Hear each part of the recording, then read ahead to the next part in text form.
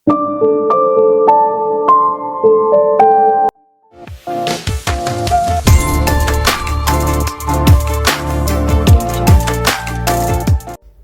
போகிறதுக்கு முன்னாடி என்னோட வாய்ஸ் ஓவர் நரேஷன் ஸ்டோரியெல்லாம் பிடிச்சிருந்ததுன்னா லைக் பண்ணிட்டு பாருங்க.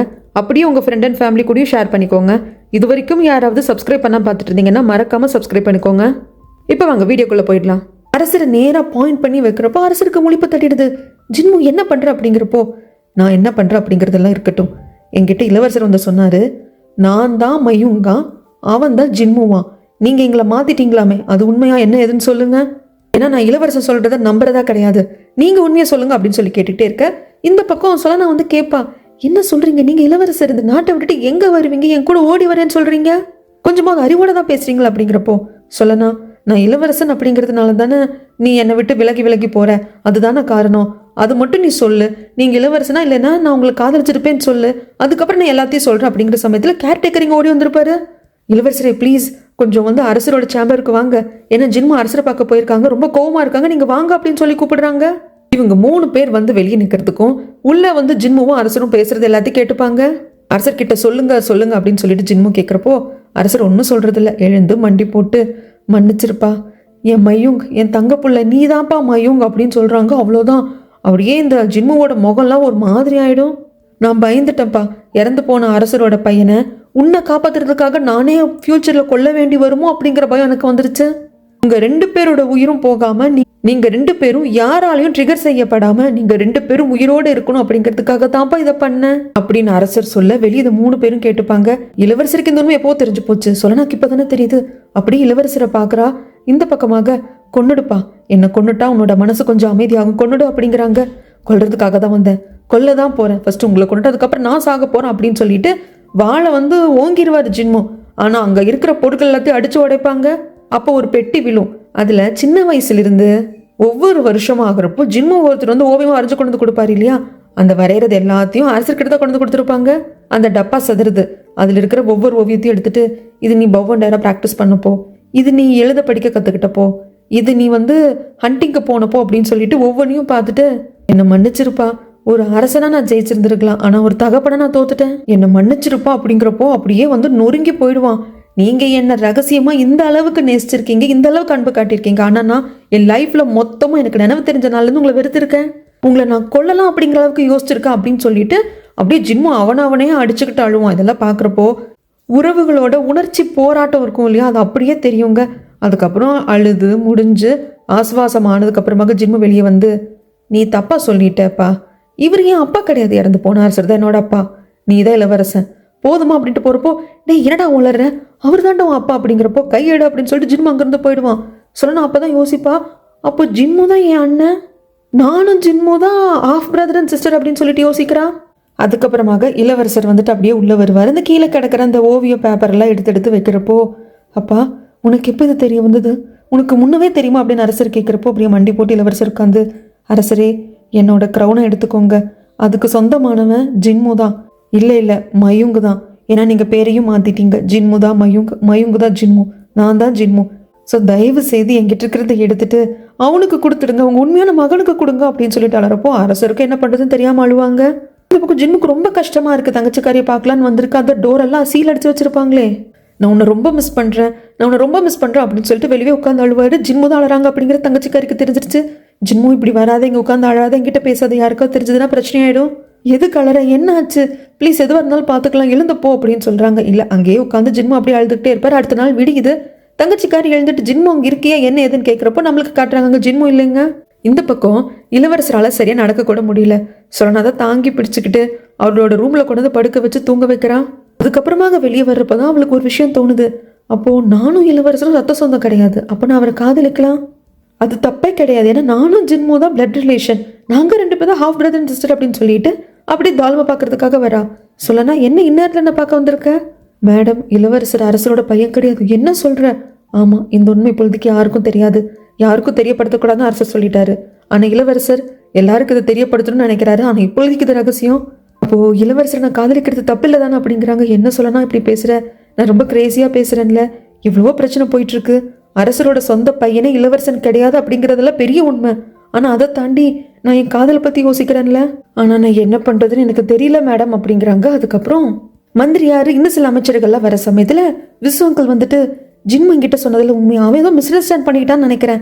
மந்திரியாரே, நீங்கள் வந்து அரசர் கூட இருந்தவர் தானே, உங்களுக்கு எல்லாம் தெரியல, உண்மை சொல்லுங்க அப்படிங்கிறப்போ எதை பற்றி கேட்குறீங்க என்ன ஏது அப்படிங்கிற சமயத்தில் அந்த பக்கம் கேர்டேக்கர் வருவார். வந்தவர், விசு உங்களை வந்து இங்கே அனுமதிக்க கூடாதுன்னு அரசர் சொல்லியிருக்காரு, ஒழுங்கு கூட வாங்க அப்படின்னு சொல்லி தனியாக கூப்பிட்டு வந்து, இதை பாருங்க விசு, உங்களுக்கு என்ன வேணும்?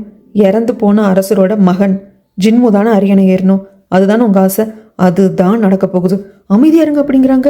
அப்போ நீங்கள் சொல்ல வர்றது அரசர் கூட இருக்கிற இளவரசன் தான் ஜின்மு, வெளியே நான் இத்தனை வருஷம் வளர்த்தது தான் மயூங்கு, அரசரோட மகனா அப்படிங்கிறப்போ கேர்டேக்கர் ஆமான்னு சொல்கிறாங்க. ஸோ குழந்தைங்களோட உயிரை காப்பாற்றுறதுக்கும் யாரும் அவங்களை மிஸ்லீட் பண்ணிடக்கூடாது அப்படிங்கிறதுக்காக இறந்து போன அரசர் குழந்தைய தன் பக்கம் வச்சுக்கிட்டு தம் பையனை வெளியே அனுப்பிச்சிட்டாரா அப்படின்ட்டு விசுக்கு ரொம்ப ஃபீல் பண்ணி அழறாங்க. இந்த ரகசியத்தை மந்திரியார் ஒட்டு கேட்டுட்டாரு. அதுக்கப்புறமாக இளவரசர் அவரோட திங்ஸ் எல்லாத்தையும் பேக் பண்ண ஆரம்பிக்கிறாங்க. சொல்லனா வந்துட்டு என்ன இளவரசரே பண்ணுறீங்க அப்படிங்கிறப்போ, இதுக்கப்புறம் இளவரசர்னு கூப்பிடாத, என்னோட பேர் தான் ஜின்முவா, ஜின்முனே கூப்பிடு, ஆனால் கொஞ்சம் வியாடாக இருக்கும்ல, நம்ம இவ்வளோ வருஷமாக ஜின்மு அப்படின்ட்டு வேற ஒருத்தரில் கூப்பிட்டோம், எப்படியோ போக போக எல்லாமே பழகிடும். அது மட்டும் இல்லாமல் நான் அரண்மனை விட்டு வெளியே தான் போய் வாழணும், அதுக்கு நார்மலான ட்ரெஸ் எல்லாம் வாங்கணும், வா போகலாம் அப்படிங்கிறாங்க. கண்டிப்பாக அரசர் உங்களுக்கு விட மாட்டார், நீங்கள் ஏன் இப்படி ஒரு முடிவு எடுக்கிறீங்க, ஃபஸ்ட்டு வா சொல்லணும் என் கூட அப்படின்னு சொல்லிட்டு வெளியே வராங்க. சாதாரணமாக போட்டுக்கிறதுக்கு ட்ரெஸ் எல்லாம் வாங்குறாங்க. இதை பற்றி எல்லாம் தாலுமுக்கு தெரிய வருது. தாலும் வந்துட்டு கேட்குறாங்க, அப்போ நீ இளவரசரோட அரண்மனை விட்டு வெளியே போகிற முடிவுக்கு வந்துட்டியா அப்படிங்கிறப்போ, ஆமாம் மேடம், ஏன் பண்ணக்கூடாதா, அதுதான் அவரோட முடிவு. புரியுதுமா, ஆனால் அரசர் உண்மையான சுபேக்காவை தேடிட்டு இருக்காரு, அட்லீஸ்ட் அவரோட மகன் நீ தான் அப்படிங்கிறதாவது அவருக்கு சொல்லு. கண்டிப்பாக மேடம், சொல்லணுன்ட்டு தான் இருக்கேன், ஆனால் இளவரசர் வந்து இந்த மாதிரி வெளியே போக போகிறாரு, இதுக்கப்புறமாக அரண்மனை விட்டு வெளியே போய் சாதாரண வாழ்க்கை வாழ போகிறாரு அப்படிங்கிற முடிவை அரசர்கிட்ட இளவரசர் இன்னும் சொல்லலை. ஒருவேளை இளவரசரோட மனசு அரசர் மாற்றிட்டு எனக்கு அடுத்த அரசன் நீ தான் அப்படின்னு சொல்லிட்டாருன்னா, நான் தான் உண்மையான சுபேக்கான்னு கடைசி வரைக்கும் அரசர்கிட்ட சொல்ல முடியாது, ஏன்னா அது நல்லா இருக்காது. ஆனால் இளவரசர் இல்லை, எனக்கு அடுத்த சிம்மாசனம் வேண்டாம், இளவரசன் அப்படிங்கிற பட்டமும் வேண்டான்னு ஒரு சாதாரண வாழ்க்கை வாழ போகிறோம் அப்படிங்கிற முடிவில் இளவரசர் உறுதியாக இருந்தார் அப்படின்னா, அதுக்கப்புறமாக நான் அரசர்கிட்ட நான் தான் சுபேக்கா அப்படிங்கிறத சொல்லுவேன். ஏன் இப்படி ஒரு முடிவை சொல்லணும் எடுத்திருக்காங்க அப்படின்னா, இளவரசர் வந்துட்டு அரசர் பேச்சை கேட்டுக்கிட்டு சரி அரண்மனை விட்டு வெளியே போகாமல் நானே இளவரசனாக இருக்கேன், அடுத்த அரசனாகவும் நான் வந்து பதவி ஏற்றுக்கிறேன் அப்படின்னு சொல்லிட்டாங்க அப்படின்னா, அப்போ அரசரோட மகன் அட்லீஸ்ட் தத்து மகனாவது வந்துட்டு நம்ம இளவரசர் ஆயிடுவாரு. அப்படி இருக்கிறப்போ அரசரோட மகள் நான் தான் உண்மையான சுபேக்கா அப்படின்னு சொல்கிறப்போ எகேன் வந்து ஒரு மாதிரி பேச்சு வரும் இல்லைங்களா, அண்ணன் தங்கச்சி கல்யாணம் பண்ணிக்கிறாங்க அப்படிங்கிற மாதிரி நிறைய பேர் புரிஞ்சுக்காம பேசுவாங்க இல்லையா. ஸோ அதை தான் வந்துட்டு சொல்லணும் மனசில் நினச்சிக்கிட்டு உண்மையிலே இளவரசர் வந்துட்டு கன்ஃபார்மாக அந்த முடிவு எடுத்துட்டு அதுக்கு அரசரும் அனுமதி கொடுத்து நானும் இளவரசரும் இந்த அரண்மனையை விட்டு வெளியே போய் ஒரு சாதாரண வாழ்க்கை வாழ்கிறப்ப தான் அரசர்கிட்ட நான் தான் சுபேக்கா அப்படிங்கிற உண்மையும் சொல்லுவேன், இளவரசர்கிட்டையும் சொல்லுவேன் அப்படிங்கிற முடிவு எடுத்துட்டா. இந்த பக்கம் அதை பற்றி யோசிச்சு உட்காந்துட்டு இருக்கிறப்போ ஒரு பணிப்பெண் வந்துட்டு என்னாச்சுன்னு தெரியல, தங்கச்சிக்காரி ரொம்ப வந்து அவுட் ஆஃப் கண்ட்ரோல் இருக்காங்க வாங்க அப்படிங்கிறாங்க. அவள் கத்திட்டு இருக்கா, ஜின்முவை காணும், ஜின்முவை தேடுங்க, ஜின்மு எங்கே போனான்னு தெரியல அப்படின்னு சொல்லிட்டு தன் தங்கச்சி இப்படி பார்க்குறப்போ இவளுக்கும் ரொம்ப கஷ்டமாக தான் இருக்கு. ஒரு 2-3 நாள் போயிடுச்சு, ஜின்மு எங்கே போனாங்க எது போனாங்கன்னு தெரியல. இளவரசர் வந்துட்டு அரசர்கிட்ட கேட்குறாங்க, அரசரே ஜின்முவை தேட போகணும், எனக்கு கொஞ்ச நாள் வந்து லீவ் மாதிரி கொடுங்க, அவன் எங்கெங்கெல்லாம் ஹண்டிங்க போகணும்னு எனக்கு தெரியும், நான் போய் பார்த்துட்டு வரேன் அப்படிங்கிறப்போ, இதை பாருப்பா, இதோ இவர் தான் அரசர், இறந்து போன அரசர், உன்னோட அப்பா, இவரோட வீரத்தை பற்றி யாரும் குறை சொல்லவே முடியாது, எதிரிகள் முன்னே இவர் மண்டிக்கிட்டதும் இல்லை தலைவணங்கினதும் கிடையாது, இவரோட ஆட்சியில் நாடு ரொம்ப நல்லா தான் இருந்தது, ஆனால் ஜாவாவோட அப்பாவோட சூழ்ச்சியான அம்புகள் தான் இவரோட உயிரை வாங்கிருச்சு, உயிர் போகிற தருவாயில் என் முன்னாடி மண்டிக்கிட்டுட்டு என் குழந்தைய அரசராக அழியனை ஏற்றிடாதீங்க, அதுக்கு அவனை கொன்னதுக்கு சமம், என் பையனை நீங்கள் தான் வளர்க்கணும், ப்ளீஸ் எனக்கு அந்த வாக்கை கொடுங்க, அரியணையை நீங்கள் ஏற்றுக்கோங்க அப்படின்னு சொல்லிட்டு இவர் கேட்டார். இறந்து போன அரசரே பாருங்க உங்கள் பையனை நல்லா வளர்ந்துருக்கான் பாருங்க அப்படிங்கிறப்போ அப்படியே துக்கம் தொண்டை அடைக்கணும் இளவரசருக்கு. இது சொல்கிறதுக்கு பல வருடங்களாக காத்துட்டு இருந்தேன், ஏன்னா உன்னோட உண்மையான அப்பா யாருக்குது உனக்கு தெரியணும்னு நினச்சேன் அப்படின்னதும் அப்படியே மண்டி போட்டு இளவரசர் அழுவாரா. அவ்வளோதான், இன்னைக்கு எல்லாமே முடிஞ்சிடுச்சு, இதுக்கப்புறமாக இளவரசன் நீயும் என்னோட பையன்தான், எனக்கு 2 பசங்க, ஒன்று இளவரசன் ஒன்று ஜின்மு, ஆனால் என் 2 பசங்களில் ஒருத்தனுக்கு மட்டும்தான் அரியணை, அந்த அரியணை இளவரசனுக்கு தான் அப்படின்னு சொல்லுவாங்க. இப்படி அவர் பேசிகிட்டு இருக்கிறப்போ இது எல்லாத்தையும் வெளியே நிற்கிற நம்ம சொல்லனாவும் கேட்டுப்பா. இளவரசரே, என்னால் என் தங்கச்சி சோல்கியை விட்டு கொடுக்க முடியாது, என்ன நடந்தாலும் சரி, அதே மாதிரி தான் உங்களால் இந்த நாட்டு மக்களை விட்டு வர முடியாது, நீங்கள் இளவரசர், அடுத்த அரசராக போகிறவர், ரியாலிட்டி என்ன அப்படிங்கிறது எனக்கு புரியுது, அதை நான் ஏற்றுக்கிறேன் அப்படின்னு சொல்லனா மனசுக்குள்ளே நினச்சிக்கிறான். இது எல்லாத்தையும் கேட்டு சொல்லனா அவள் வீட்டுக்கே வந்துடுவா. வெளியே உட்காந்துட்டுப்போ அந்த குட்டி பையனும் பக்கத்தில் உட்காந்துட்டு இருக்கிறப்போ அப்படியே வாய் விட்டே பேசுவா. நான் என்ன பண்ணுறது, அரசர் தனக்கு 2 மகன்கள் அப்படிங்கிற மாதிரி எடுத்துக்கிட்டாரு, அப்போது இளவரசரும் அவரோட மகன்தான், ஜின்மாவும் அவர் மகன்தான், இப்போ நான் தான் போய் சுபேக்கா அப்படின்னு சொன்னேன்னா இளவரசருக்கு நான் தங்கையாக தான் ஆறேன், அப்படி இருக்கிறப்போ கடைசி வரைக்கும் நாங்கள் சிப்ளிங்ஸாக தான் வாழணும். நான் தான் உண்மையான சுபேகான்னு சொன்னால் அரசர் ரொம்ப சந்தோஷப்படுவார். நான் இளவரசி ஆயிடுவேன். கடைசி வரைக்கும் நானும் இளவரசரும் சிப்ளிங்ஸாக வாழுவோம். அவங்களுக்குன்னு அரசரே யாரோ ஒருத்தங்களை பார்த்து கல்யாணம் பண்ணி வைப்பாங்க. நாங்கள் ஒருத்தரை காதலிச்சவங்க வேற யாரையோ கல்யாணம் பண்ணிக்கிறது எங்கள் கண்ணாலேயே பார்க்கணும். சரி, இளவரசர் கேட்டுக்கிட்ட மாதிரி இளவரசரை கூட்டிக்கிட்டு அரண்மனையை விட்டு வெளியே வந்து இந்த தலைநகர் விட்டு வெளியே போய் ஒரு வாழ்க்கையை வாழலாமா? வாழலாம். இளவரசரும் வருவார். ஆரம்பத்தில் அது நல்லா இருக்கும். ஆனால் இந்த நாட்டை பார்த்துக்கணும், நல்லபடியாக பார்த்துக்கணும் அப்படிங்கிறது இளவரசரோட கனவு. அந்த கனவை சதைச்சிட்டு இந்த நாட்டை விட்டுட்டு என் கூட வர்ற மாதிரி தான் ஆகும். ஆரம்பத்தில் அது எனக்கு சந்தோஷத்தை கொடுத்தாலும் கடைசி வரைக்கும் இந்த நாட்டுக்கு சரியான அரசர் இளவரசர் தான். அவரை நம்ம கூப்பிட்டு வந்துட்டோமே அப்படின்னு எனக்கு ரொம்ப கஷ்டமாக தான் இருக்கும். நான் என்ன தான் பண்ணுவேன் அப்படின்னு சொல்லிட்டு அழுதுகிட்டு இருப்பா. அப்போ ஆன்ட்டி, சின்னண்ணா, பெரியண்ணா எல்லாரும் வந்துருவாங்க. குட்டி பையன் சொல்லுவான், சொல்லனாக்கா அழறாங்க அப்படின்னு சொல்லிட்டு ஆன்ட்டி தான் என்ன எதுன்னு பார்ப்பாங்க. பட் பெரியண்ணா சின்னண்ணா ரொம்ப குடிச்சிட்டா போல இருக்கு, அதுதான் போதையில் அலறா அப்படின்னு சொல்லிட்டு அவங்க ரொம்ப லேசாக எடுத்துக்கிறாங்க. இந்த பக்கம் தங்கச்சிக்காரியோட ரொம்ப சர்ச் பண்ணுறாங்க. ஏன்னா விக்கிட்டு இருக்கிற எல்லா திங்ஸையும் எடுத்திருப்பாங்க. ஆனால் அரசரோட, ராணியோட, அதுக்கப்புறம் இளவரசரோட சேர்ந்து ஓவியம் வரைஞ்சிக்கிட்டாங்க இல்லையா, ஃபேமிலி பெயிண்டிங். அதை எப்படி தேடி எடுத்துடுறாங்க. அதை கொடு, நான் மட்டும் ராணி ஆனேன்னு வச்சுக்கோ, உன்னை கொண்டுருவேன் அப்படிங்கிறப்போ ஃபர்ஸ்ட் ரியாலிட்டிக்கு வாமா. ஜின்மோ தலைநகரை விட்டு போய் சில நாட்கள் ஆச்சு. எங்கே இருக்காரு எது இருக்காருன்னு தெரியல. யாரு கண்டது? செத்து போனாலும் போயிருந்துருக்கலாம். இப்போ உனக்கு சப்போர்ட்டுக்கு இங்கே யாரும் இல்லை, அதனால அமைதியாரு அப்படின்னு அந்த ஓவியத்தை கொண்டு வந்துட்டு சொல்லனா கேட்டு கொடுப்பாங்க. இது இன்னுமா வச்சிருக்கா? நான் சந்தேகப்பட்டது சரியா தான் இருக்கு அப்படின்னு சொல்லிட்டு சொல்லனா நினைச்சுக்கிறேன். ஏன்னா அந்த தங்கச்சிக்காரோட திங்ஸ் எல்லாத்தையுமே சொல்லனா பார்த்துட்டா இந்த பெயிண்டிங் மட்டும் இல்லை, அதனால தேட சொல்லிட்டு இப்போ கிடைச்சிருச்சு. ஏன்னா நாளைக்கு வரலாறு என்ன சொல்லும், இந்த அரசரோட மகள் இந்த தங்கச்சிக்காரி தான் அப்படிங்கிற மாதிரி ஆயிரும் இல்லையா. இந்த மாதிரி ஓவியங்கள், எழுதி வைக்கிற புத்தகங்கள் தானே அடுத்த வர தலைமுறைகளுக்கு ஒரு ஆதாரமா இருக்கும். அதை டிஸ்ட்ராய் பண்ணும் அப்படிங்கிறதுக்காக தான் சொல்லணும் வாங்கிட்டு வர சொல்லியிருப்பா. அப்புறம் இந்த பனிப்பெண் கேட்குறா, அந்த தங்கச்சிக்காரி சீக்கிரம் செத்து போயிடுவாள் அப்படின்னு சொல்லிட்டு. ஏன் அப்படி கேட்குற? இல்லை, ஏற்கனவே அவங்களுக்கு விஷம் கொடுத்து நீங்களே செத்துக்கோங்க, ஐ மீன் விஷத்தை குடிச்சு செத்துக்கோங்க அப்படின்னு சொல்லிட்டு அரசர் சொல்லலான் இருந்தாராம். பட் வாரெல்லாம் இருக்கிறதுனால தான், வார் முடிஞ்சதுக்கு அப்புறமாக அதை பண்ணிக்கலான்னு விட்டுட்டதாக பேச்சு வழக்கில் நான் கேள்விப்பட்டு அது உண்மையா அப்படிங்கிறப்ப ஆக்சுவலாக அது உண்மைதான். ஏன்னா அது சொன்னதே சொல்லனா தானே.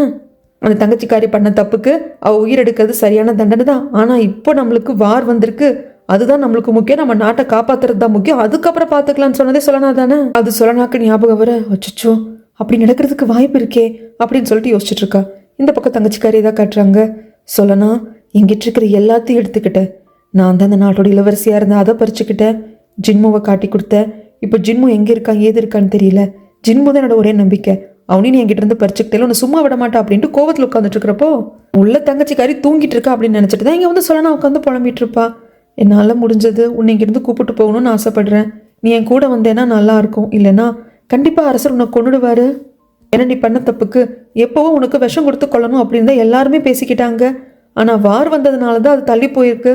வருவியா என்னன்னு தெரியல அப்படிங்கிறப்போ சொல்லனாக்கா நான் வர்றதுக்கு தயாராக இருக்கேன் அப்படிம்பாங்க. ஏய், நீ தூங்க முழிச்சுட்டு தான் இருக்கே அப்படிங்கிறப்போ ஆமாம் நான் முழிச்சுட்டு தான் இருக்கேன், நான் உங்க கூட வர்றதுக்கு தயாராக இருக்கேன் அப்படிங்கிற சமயத்தில் சொல்லனாக்கு சந்தோஷமாக தான் இருக்குது. சரிவா, நம்ம அம்மா அப்பா வாழ்ந்த கிராமத்துக்கே போயிடலாம், நான் உன்னை பார்த்துக்கிறேன், நாம சேர்ந்து வாழலாம் அப்படிங்கிற முடிவுக்கு வந்துட்டாங்க. சரிக்கா, நீ சொல்கிற எல்லாத்துக்கும் நான் ஓகே சொல்கிறேன். ஆனால் எனக்கு ஒரே ஒரு உதவி பண்ணுறியா? இங்கேருந்து நான் போகிறதுக்கு முன்னாடி என்னோட இளவரசி சேம்பரை நான் ஒரு வாட்டி பார்க்கணும், அங்கே ஒரு வாட்டி போகணும் அப்படிங்கிறப்ப அதுக்கு சொல்லணும் சரின்னு சொல்லிடுவா. அதுக்கப்புறமாக இந்த தங்கச்சிக்காரி தலகானுக்குள்ள ஒரு குப்பியை மறைச்சு வச்சிருப்பா. அதை எடுத்து பார்க்குறான். இந்த குப்பி என்ன தெரியுங்களா? 2 குப்பி இருந்தது. ஒன்றில் இருந்தது மயக்க மருந்து, அதை கலந்து கொடுத்துட்டு இன்னொன்னுல இருந்தது ஞாபக மருதிக்கான மருந்து, அதையும் கலந்து சொல்லனாக்கு கொடுத்துரு அப்படின்னு சாடோ கிட்ட கொடுத்துருப்பா. ஆனா சாடோ என்ன பண்ணியிருப்பாங்க, மயக்க மருந்து மட்டும்தான் கலந்து சொல்லனாக்கு கொடுத்துருப்பாங்களே தவிர்த்து மறதி மருந்து கொடுத்துருக்க மாட்டாங்க. அந்த மறதி மருந்து தான் இப்ப இந்த தங்கச்சிக்காரி கிட்ட இருக்கு. இவ இதை தலையணைக்குள்ள நல்லா மறைச்சு வச்சிருந்திருப்பா. அதனால இந்த தங்கச்சிக்காரோட திங்ஸ் எல்லாத்தையும் அப்புறப்படுத்துறதுக்காக இந்த ரூம்பையே தேடினப்ப கூட இதை அந்த மெய்டுங்களால கண்டுபிடிச்சிருக்க முடியாது. இங்க விசு அங்கிளுக்கு எங்கப்பா இருக்க ஜின்மு அப்படின்னு சொல்லிட்டு ஜின்மு நினைச்சு ரொம்ப வருத்தமா இருக்கு. பாடி கார்டுக்கும் அப்படிதான். இந்த பக்கம் நம்ம ஜின்மு காட்டுறாங்க, ஆனா அவர் எங்க இருக்காரு எது இருக்காருன்னு தெரியல. சொல்லனாவை பாக்குறப்போ விசு அங்கிள் ரொம்ப கெஞ்சி கேட்டுக்கிறாங்க, இளவரசர்கிட்ட என்ன கொஞ்சம் கூட்டிட்டு போறியா சொல்லனான்னு சொல்லி. நம்ம சொல்லனாவும் கூப்பிட்டு வராங்க. அப்போ அரசர்களோட ஓவியம் இருக்கிற அறையில தான் இருப்பாங்க. இறந்து போன அரசரோட ஓவியத்துக்கு முன்னாடிதான் இளவரசர் இருப்பாரு. விழுந்து கும்பிட்டுட்டு அப்பா அப்படின்னு சொல்லிட்டு அந்த இறந்து போன அரசோட ஓவியத்தை பார்த்துட்டு இளவரசர் கூப்பிடுவாரு. உங்களை நான் அப்பான்னு கூப்பிடுறது இதுதான் ஃபர்ஸ்ட் அண்ட் லாஸ்ட்டாக இருக்கும். எனக்கு 2 அப்பா இருக்காங்க, ஆனால் இந்த வாழ்க்கைக்கு எனக்கு ஒரே ஒரு அப்பா மட்டும்தான், இதுக்கப்புறம் அரசர் மட்டும்தான். உங்களால் புரிஞ்சுக்க முடியும் நம்புறேன் அப்படிங்கிறப்போ இது எல்லாத்தையும் கேட்குற விசு அங்கிளுக்கு அப்படியே கண்ணில் தாரத்தாரியாக தண்ணீர் வரும். ஏன்னா இறந்து போன அரசரோட பையன் தான் அரியணை ஏறணும்னு ஆசைப்பட்டாரு. அமைதியாக இருந்திருந்தாலும் அது நடந்திருக்கும். ஆனால் இத்தனை கலவரம் பண்ணியிருப்பாங்க. அதுக்காக இளவரசர்கிட்ட மன்னிப்பு கேட்குறாங்க. இப்போ எல்லாம் உண்மையும் தெரிஞ்சிருச்சு. என்ன மாறப்போகுது அப்படிங்கிறப்போ நான் அரசர்கிட்ட நிறைய உண்மைகள் சொல்ல வேண்டியது இருக்கு. உங்களை கொல்றதுக்காக நாங்கள் பிளான் போட்டது, அரசரை கொல்றதுக்காக பிளான் போட்டது, அது மட்டும் இல்லாமல் எதிரி நாட்டை சேர்ந்த ஒரு அசஸின் அரசரை கொல்றதுக்காக வந்தாங்க இல்லையா, அந்த மாதிரி பல பிளான்கள் இருக்கு அப்படிங்கிறப்போ சொல்லனா யோசிக்கிறான். ஆமா இல்ல, ஜின்ம நம்ம கிட்ட ஒரு வாட்டி சொன்னார் இல்லையா, எதிரி நாட்டை சேர்ந்த அசஸின் அரசரை கொல்ல வந்தாங்க, நான் பிடிக்கிறதுக்காக போனேன் அப்படின்னு சொல்லிட்டு. அது மட்டும் இல்லாம எந்த இடத்துல இந்த அசஸனை பிடிக்க போனானோ அந்த இடத்துல தான் நம்ம அப்பா கோச்சன் இறந்து கிடந்தாரு. ஸோ அவரை தான் எதிரி நாட்டு அசஸன் சொல்லிட்டு இந்த ஜின்ம நினைச்சிருந்திருப்பான். அதெல்லாமே அன்னைக்கு வார் ஜோனுக்கு போனப்பே தெரிஞ்சு போச்சு. ஆனா அங்கதான் எதிரி நாட்டோட அசாசன் அரசரை கொல்ல வந்தவன் அங்க இருக்கான் அப்படிங்கிறது. அந்த தகவலை உனக்கு யாரு கொடுத்தது ஜின்முன்னு கேட்டப்போ அதெல்லாம் உங்ககிட்ட சொல்ல முடியாது, நம்ம அந்த அளவுக்கு க்ளோஸ் கிடையாது இப்போ அப்படின்னு சொல்லிட்டு ஜின்மோ போயிருப்பான் இல்லையா. ஸோ இப்போ அது ஞாபகம் வருது. சரி விஸ்வ அங்கிள் கிட்ட கேட்கலாம், என்ன ஜின்முக்கு ஒரு விஷயம் தெரிஞ்சிருக்குன்னா விஸ்வ அங்கிளுக்கு தெரியாம இருக்காது அப்படின்னு சொல்லிட்டு விஸ்வ அங்கிள் கிட்ட தனியாக கூப்பிட்டு கேட்குறப்போ விஸ்வ அங்கிள் கொஞ்சம் அமைதியா இருக்காங்க. விஸ்வ அங்கிள் ப்ளீஸ் சொல்லுங்க, அரசரை கொல்றதுக்காக வந்த எதிரி நாட்டு அசாசின் இந்த இடத்துல தான் இருக்காங்க அப்படின்னு தகவலை உங்களுக்கு கொடுத்தது யாருன்னு சொல்லுங்க. இதன் வகையில ஜின்முக்கு எந்த ஒரு கஷ்டமும் வராது. இன்னும் சொல்ல போனா ஜின்முவை வந்து கண்டுபிடிக்கிறதுக்கு ஈஸியா இருக்கும். ஏன்னா ஜின்மு எங்க இருக்காங்க அப்படிங்கிறது விஸ்வ அங்கிளுக்கே தெரியல. யாருமே பார்க்காம தான் ஜின்மு எங்கேயோ இருக்காரு. ஆனா விஸ்வ அங்கிள் எதுவும் சொல்லாம நிக்கிறப்போ, ஆனா தங்கச்சிக்காரி இல்ல இந்த வாட்டியாவ இல்ல ப்ளீஸ் இந்த வாட்டியாவ இருக்கவே கூடாது அப்படிங்கிறப்ப அவர் விஸ்வ அங்கிள் அப்படியே அமைதியா பார்ப்பாரு. அதுலயே தெரிஞ்சு போச்சு இதுக்கு பின்னாடி இந்த தங்கச்சிக்காரி தான் இருக்கான்னு சொல்லிட்டு அப்படியே நொடிஞ்சு போய் உட்காருவா சொல்லனா. ஏன்னா அங்க இருக்கிறது தன்னோட அப்பா தான் அப்படின்னு தெரியாமையே இந்த தங்கச்சிக்காரி எதிரி நாட்டோட அசாசின் அந்த இடத்துல விடிய காலையில் 6 மணிக்கு தான் இருப்பாங்க, போய் பிடிச்சிட்டு வாங்க இல்லைன்னா கொண்டுட்டு வாங்க அப்படின்னு தகவல் இவ தானே கொடுத்தா. ஆனா அங்க இருக்கிறது தன்னோட அப்பா கோச்சன் தான் அப்படிங்கிறது இவளுக்கு தெரியாது. ஸோ கோச்சன் இறந்ததுக்கு யாரு காரணம்? தங்கச்சிக்காரி தானே. இதெல்லாம் நினைக்கிறப்பதான் அவளுக்கு அப்படியே நிலத்தடு மாதிரி போறா. நம்மளுக்கு தான் தெரியும் தங்கச்சிக்காரி அங்க இருக்கிறது தான் அப்பான்னு தெரியாம தான் எதிரி நாட்டு அசாசின் அங்க இருக்காங்க போங்க அப்படிங்கிற தகவலை ஜின்முக்கு கொடுத்தது. ஆனா சொல்லனாக்கா அது தெரியாது இல்லையா. ஸோ தெரிஞ்சதே தகவல் கொடுத்தாளா தெரியாம கொடுத்தாளா அப்படிங்கிறது எதுவுமே தெரியறது இல்லை. இவ தான் சொல்லியிருப்பா இல்லையா, கடைசி அங்கிருந்து போறதுக்கு முன்னாடி என்னோட சேம்பருக்கு போகணும் அப்படின்னு சொல்லிட்டு. அதனால தங்கச்சிக்காரியை பாக்குறதுக்காக சொல்லனா வரா. நீ கடைசியா உன்னோட இளவரசி சேம்பருக்கு போகணும்னு சொன்னேன் இல்லையா, வா கூப்பிட்டு போறோம் அப்படின்னு சொல்லிட்டு கூப்பிட்டு வரப்போ கையோட இந்த குப்பியை எடுத்துட்டு தான் வருவா. சொல்லனாக்கு தெரியாம ஒழிச்சு வச்சுப்பா. இளவரசியோட சேம்பருக்கு வந்ததும் இதுக்கப்புறமாக்க நான் பாத்துக்கிறேன் நீங்க எல்லாம் போங்க அப்படின்னு சொல்லிட்டு மற்ற பணிப்பெண்களை வந்துட்டு சொல்லனா அனுப்பிச்சிருவா. அதுக்கப்புறமாக்க இந்த இடத்துல ஒரு இடத்துல வந்து உட்காந்துக்கிட்டு என்னமோ பேசுவா. அரசரோட பிறந்தநாள் வர்றப்போ இந்த ஒயினை எடுத்து யூஸ் பண்ணலாம் அப்படின்னு சொல்லிட்டு இங்க நான் புதைச்சி வச்சிருந்தேன், இப்போ அதை நாம குடிக்கலாம், கடைசியா குடிச்சிட்டு இந்த அரண்மனை விட்டு போகலாம் அப்படின்னு சொல்லிட்டு அதை எடுத்து ஒரு ஜக்கில் ஊற்றிக்கிட்டே இருக்கிறப்போ பக்கத்தில் ஏதோ ஒரு குட்டி செடி முளைச்சி வந்திருக்கும். அதை சொல்லனா பார்த்துட்டு இருப்பா. அவள் அங்கே பார்த்துட்டு இருக்கா அப்படின்னு தெரிஞ்சதும் அந்த குப்பியில் இருக்கிற மருந்தை வந்து அந்த ஜக்லேயே ஃபுல்லாக கலந்துருவா. அதுக்கப்புறமாக இந்த இளவரசி சேம்பருக்கு வந்ததுமே அங்கே ஒரு டப்பாக்குள்ளே 2 டம்ளர் இருக்கும், அதை எடுத்து கொண்டு வந்து வைக்கிறான். இந்த டம்ளர் ரெண்டுமே ரொம்ப ஸ்பெஷல். ஏன்னா இதில் நம்ம ட்ரிங்க்ஸ் ஏதாவது ஊற்றுறப்போ லைட்டாக மியூசிக் வரும் அப்படின்னு சொல்லிட்டு. ஏன்னா இவளோட டம்ளரில் கம்மியாகவும் சொல்லனாக்கு கொடுக்குற டம்ளர்லேயும் கொஞ்சம் அதிகமாக ஊற்றணும் இல்லையா. சொல்லனாக்கு டவுட் வந்துடக்கூடாது. அதனால இப்படி ஒரு கதையை சொல்லிட்டு ஊற்றி அதிகமாக இருக்கிற டம்ளரை இந்த சொல்லனாக்கா நீ குடி அப்படின்னு வைக்கிறா. சொல்லனாவும் அதை எடுத்துட்டு குடிக்க போகிற ஓரம் இந்த தங்கச்சிக்காரி குடிக்க மாட்டேன்னு அவள் கொஞ்சம் கம்மியாக தான் ஊற்றிருக்கா. குடிக்கிற மாதிரி பவுலாக தான் பண்ண போறா. சொல்லனா வாய் கிட்ட கொண்டு போயிட்டா குடிக்கிறதுக்கு. ஆனால் குடிக்காம வச்சுட்டு சொல்கி நான் உங்ககிட்ட ஒரு விஷயத்தை பற்றி பேசணும், அப்பாவை பற்றி பேசணும் அப்படிங்கிறப்போ இவளுக்கு கடுப்பாகுது. சீக்கிரம் குடிச்சு தொலையேண்டி, ஏண்டி இப்படி படுத்துற அப்படிதான் தங்கச்சிக்காரி மனசில் இருக்கும். இப்போதுக்கு திடீர்னு அந்த பேச்செல்லாம், இப்போதுக்கு தேவையில்லாமல் டாப்பிக்கை வேற எங்கெங்கே எடுத்துகிட்டு போகிற அப்படிங்கிறப்போ ஏன் சொல்கி இதில் விஷம் கலந்துருக்கியா, இதில் விஷம் கலந்து தான் வச்சு எனக்கு கொடுத்துட்டு நான் செத்து போயிட்டேன்னா நீ எகெயின் பிரின்சஸ் ஆயிடலாம் இல்லையா, அதுக்காக ஏதாவது பண்ணுறியோ அப்படிங்கிறப்போ அப்படி இவளுக்கு மூஞ்சில் அடிச்ச மாதிரி ஆயிரும். அப்பாவை கொண்டுட்டு என்ன கொண்டுட்டு அப்படி இளவரசியை என்னத்தனி சாதிக்க போற அப்படின்னு சொல்ல நான் கேட்க, இப்போ என்ன உன்னை காப்பாற்ற வராமல் கோச்சன் அப்பா என்னை காப்பாற்றிட்டாரு, அதனால நீ இப்படி பேசிக்கிட்டே இருக்க, அவர் ஒன்றும் சாகலை, அவர் உயிரோட தான் இருக்காரு. எனக்கு தெரியும் சொல்கி, அவர் உயிரோடு இருந்தார், இங்கே வந்தார், உன்னை பார்த்தாரு, நீ இளவரசியாக இருக்க ஆசைப்படுற அப்படிங்கிறத தெரிஞ்சு அவர் உன்னை இங்கேயே விட்டுட்டு வந்தார். அதுக்கப்புறம் நான் அவரை பார்த்தேன்.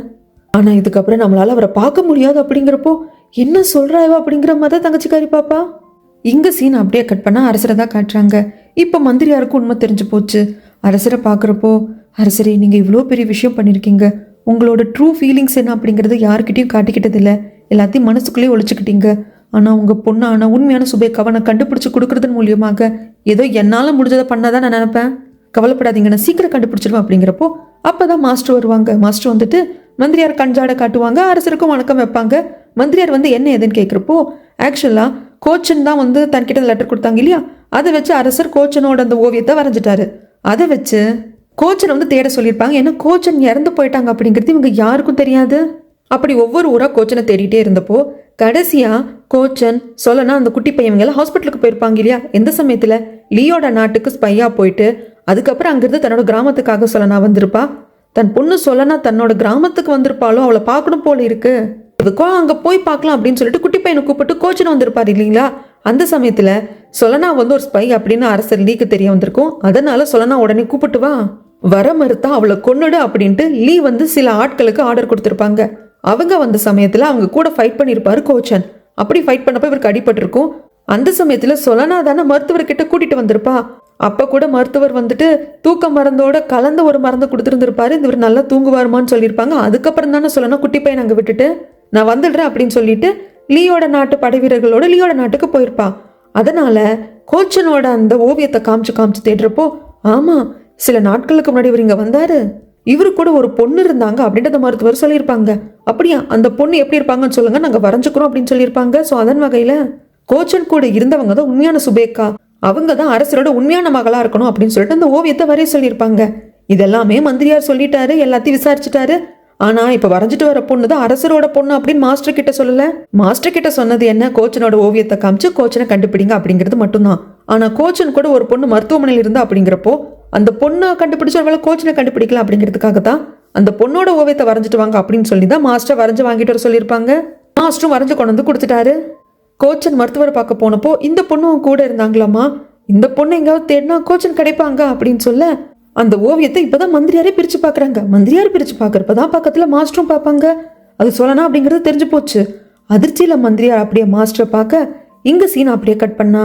இந்த தங்கச்சிக்காரி கேட்குறா, என்னென்னமோ உளறிட்டு இருக்க அப்படிங்கிற சமயத்தில் நான் உளரல, உண்மையை தான் சொல்கிறேன்.